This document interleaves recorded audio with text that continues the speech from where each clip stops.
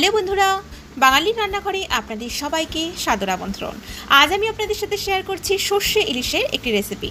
আর সর্ষে ইলিশ মানেই তো গরম ভাতের সাথে সেটা অপূর্ব খেতে লাগে। তাহলে চলুন আর দেরি না করে আজকের এই সহজ সর্ষে ইলিশের রেসিপিটা আমরা তৈরি করে ফেলি।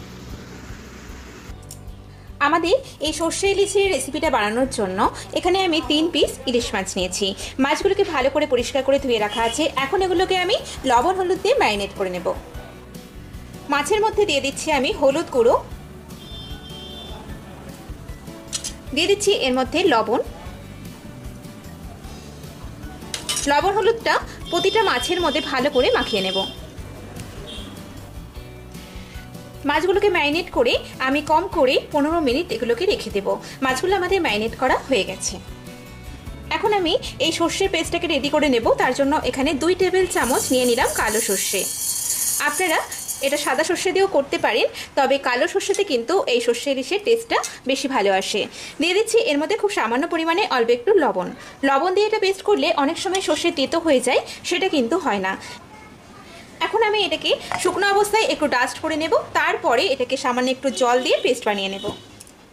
সর্ষেটা আমাদের ডাস্ট করা হয়ে গেছে। এখন এর মধ্যে আমি জল দিয়ে দেব, জল দিয়ে পেস্ট বানিয়ে নিচ্ছি।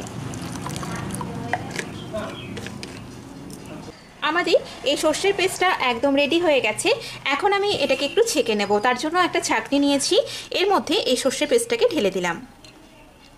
সর্ষেটা ছেঁকে নিলে কি হয়, অনেক সময় অনেকেই আছেন যাদের সর্ষে খেলে অ্যাসিডিটির প্রবলেম হয় বা হজম হতে সময় লাগে, তো এই সর্ষেটা ছেঁকে নিলে কিন্তু সেই প্রবলেমগুলো থাকে না।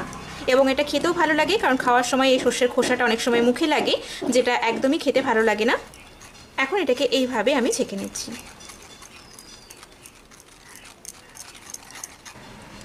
সামান্য একটুখানি আমি জল দিয়ে দিচ্ছি। এখন এই সর্ষের খোসাটাকে আমি ফেলে দেব।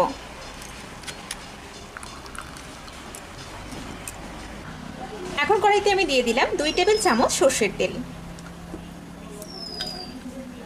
এখন দিয়ে দিচ্ছি তেলের মধ্যে 1/2 চামচ কালো জিরে, আর দিচ্ছি 3টে কাঁচা লঙ্কা।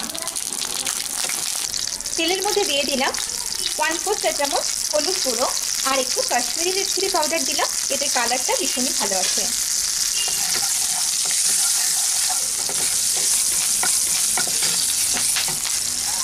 এখন আমি এর মধ্যে জল দিয়ে দেব। দিয়ে দিচ্ছি এর মধ্যে স্বাদ মতো লবণ। মাছের মধ্যে লবণ মাখানো আছে, তাই লবণের পরিমাণটা বুঝে দিতে হবে। এখন এই ঝোলটা 2 মিনিট মতো ফুটিয়েই এর মধ্যে আমি কাঁচা মাছগুলোকে দিয়ে দেব।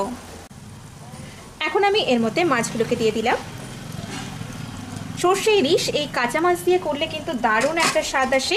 আপনারা অবশ্যই একদিন এটা ট্রাই করে দেখবেন, আশা করি ভালো লাগবে। এখন এটাকে আমি ফুটতে দিচ্ছি। এটাকে একটু ঢাকা দিয়ে দিলাম 3 থেকে 4 মিনিটের জন্য। 2-3 মিনিট হয়ে গেছে, এটা ফুটছে। এখন আমি এর মধ্যে পেস্ট করে রাখা সর্ষেটা দিয়ে দিচ্ছি। দিয়ে দিচ্ছি এর মধ্যে আরও 2টো চেরা কাঁচা লঙ্কার খুব সুন্দর একটা স্মেল আসবে তাহলে। এখন এটাকে আবারও 2 মিনিট ফুটতে দিচ্ছি। 3 মিনিট হয়ে গেছে, আমাদের সর্ষে ইলিশ প্রায় তৈরি হয়ে গেছে। নামানোর আগে দিয়ে দিলাম 1/2 টেবিল চামচ একটু কাঁচা সর্ষের তেল। এখন আমি গ্যাসটা বন্ধ করে দিচ্ছি, আর এটাকে 5 মিনিট মতো ঢাকা দিয়ে রেখে তারপরে গরম ভাতের সাথে পরিবেশন করব। তৈরি হয়ে গেল আমাদের দারুণ স্বাদের সর্ষে ইলিশের এই রেসিপি।